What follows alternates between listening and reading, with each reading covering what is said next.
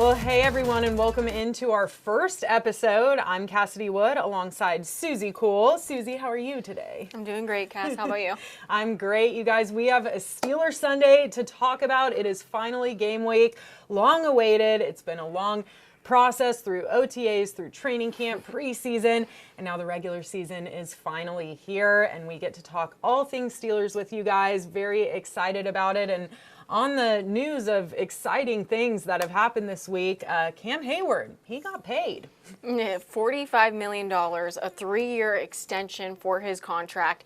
That now makes him, he's going to end a Steeler here. Yes. More than likely, he is going to be, a Hall of Famer here, that one helmet Hall of Famer type of guy. And I think not only is that exciting for the team, but just for Pittsburgh Steelers fans as a whole, you always want to see a franchise type of player make it to, from the start to the end of their career. Cam Heyward now has done that here in Pittsburgh. Yes, definitely. That's $16 million guaranteed in the first year. He was already promised the $15 million guaranteed, so technically he is on that $1 million vet contract. But like Suzie said, I mean, it's just exciting that he did get extended. He will be staying here in Pittsburgh until he inevitably does retire, but we do have him for the next couple years. So that is very, very exciting. Going along those lines, he was also named a captain for the 10th consecutive year.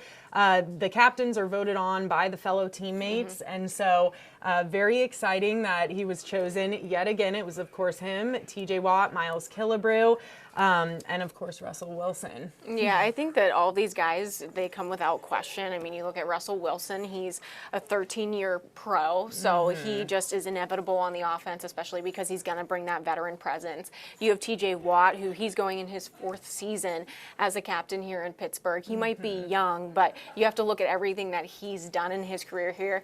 They all make sense, and it's just no doubt as to why the teammates voted that. Yeah, and Russell Wilson, I mean, even through his stint in Denver, he has been chosen as a captain the past 12 consecutive years. Of course, the first time in Pittsburgh. I think a lot of people were concerned when he first got here to Pittsburgh if he would be able to fit into that locker room.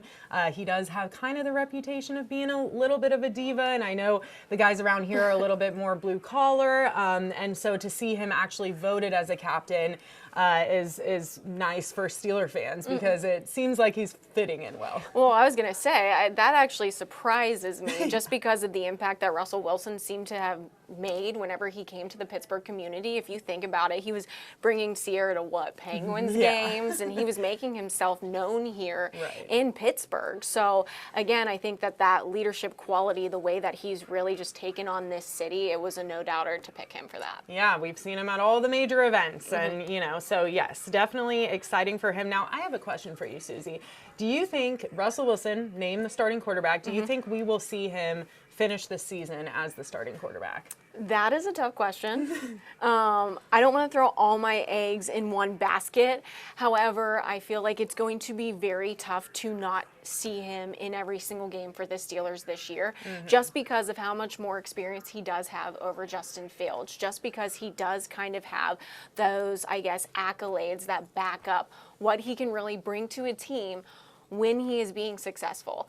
So if you look back to his days with Seattle, if he does those shorter type of passes from the pocket and he's not relying on those longer type of passes like he was in Denver, he was really successful. He won a Super Bowl there. That's the type of Russell Wilson that we want to see here in Pittsburgh. If he can live up to that, then I think that he is the starter for the entire year. And Mike Tomlin, head coach Mike Tomlin, said it best. He said, I don't think that you can have the experiences that Wilson's had and it not show in how you play.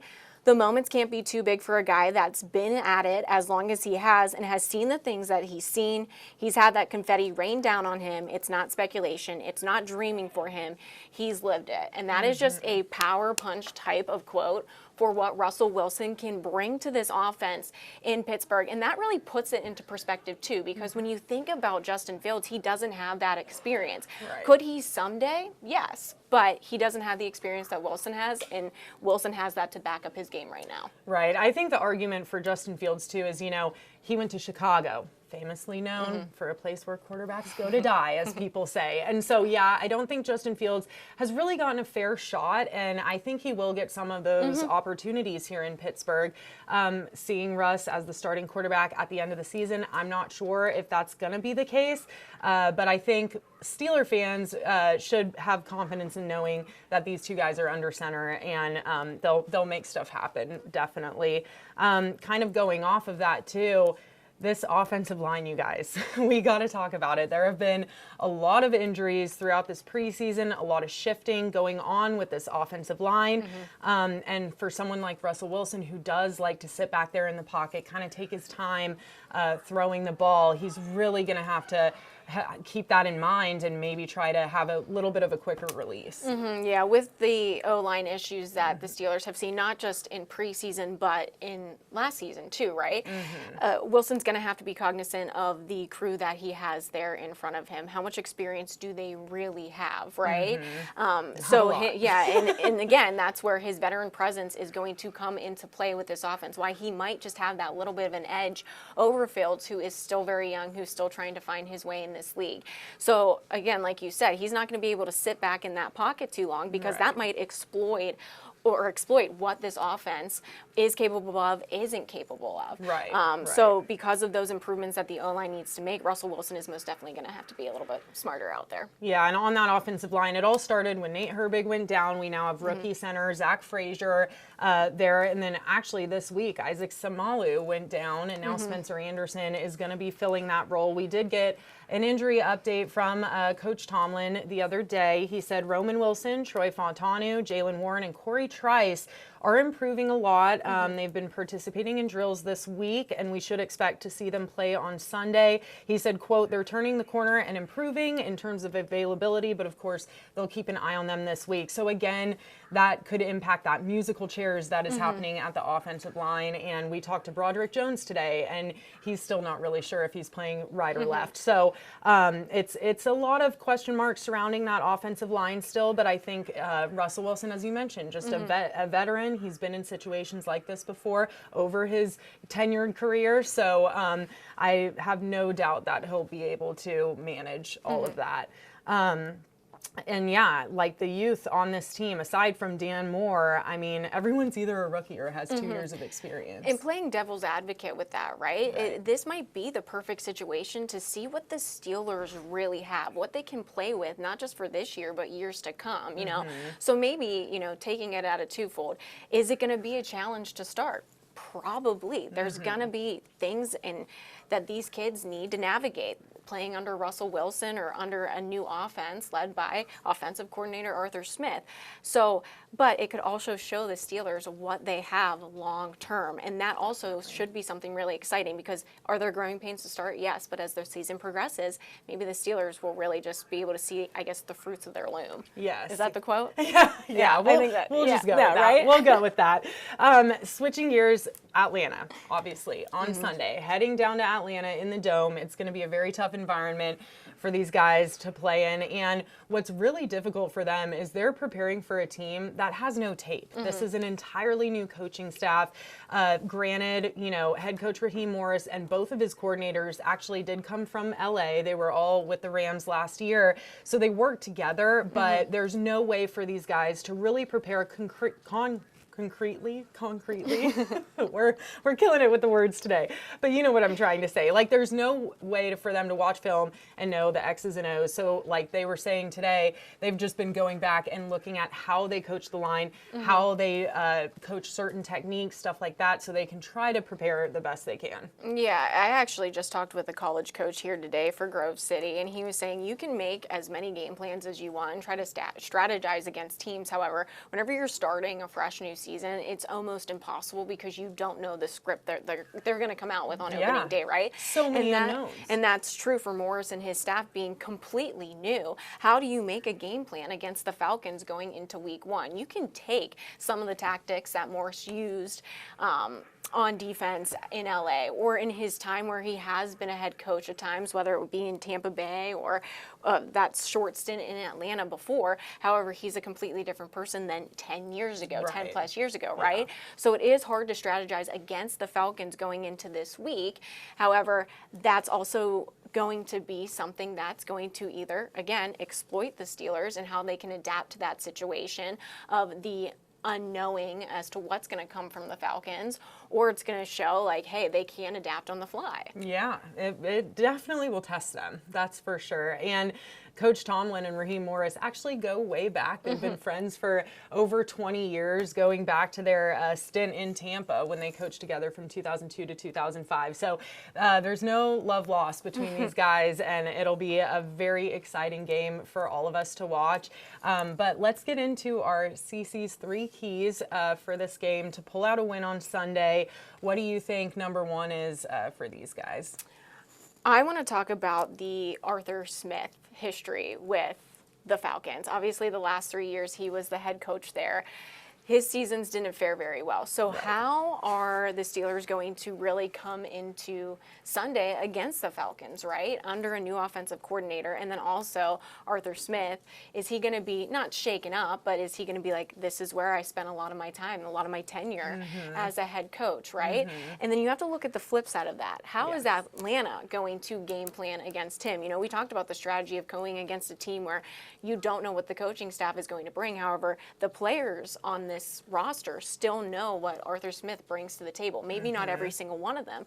So do the Falcons have the favor, or do the Steelers, because Arthur Smith also knows what those players bring? So it's going to be kind of, how do they really strategize? That first key is going to be strategy. Who brings it? Arthur Smith, or are the Falcons going to, you know, be able to key in on what he brings? Yeah, I totally agree with you. And, you know, we asked Coach Tomlin, does having Arthur Smith on your coaching staff help you guys, give you any sort of edge, any sort of advantage going into this game?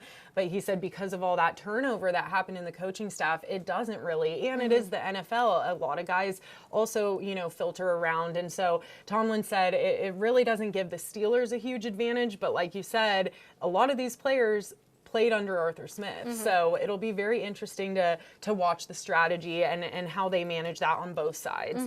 And then number 2, kind of like what we talked about earlier, just having smart pocket play. This is a young offensive line.